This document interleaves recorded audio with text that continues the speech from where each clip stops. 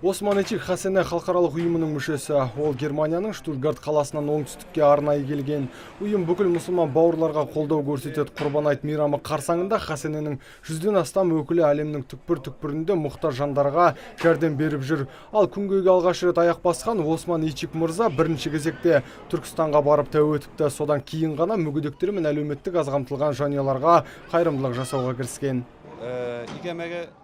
Мен оңтүстік Қазақстан облысына алғаш рет келіп тұрмын, сондықтан бірінші кезекте Түркістанға бару жөн санадым. Алған әсерім керемет. Ал қайырымдылыққа келер болсақ, біздің ұйым әлемдегі барша мұсылманға көмектеседі. Мәселен, Құрбан айт мерекесі қарсаңында 170 мың халық жәрдем алды.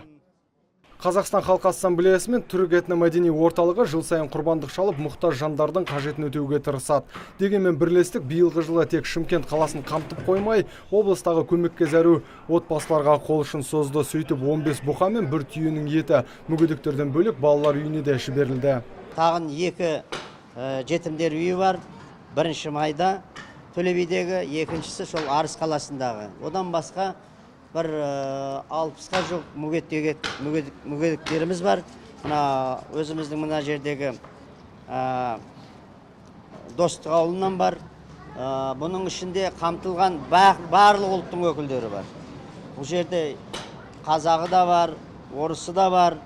Сондықтан осы ниетімізді бүгін жасап жатырмыз. 4 баланың анасы Назым Төлешова көмекке мұқтаж, өзі де жұбайда жұмыссыз. Сондықтан қандай да бір қайырымдылық шарасы болса, бірінші кезекте осы отбасы тізімге ілігеді. Арбаға таңылған 9 жастағы ұлы Мағжанға жанашыр жандар әрдайым көмек қолын созып тұрады екен. Ұлыма постоянно осы кісі көмектесіп тұрады, жаңағыдай еміне, несіне. Құрбан айт мерекелеріңіз құтты болсын.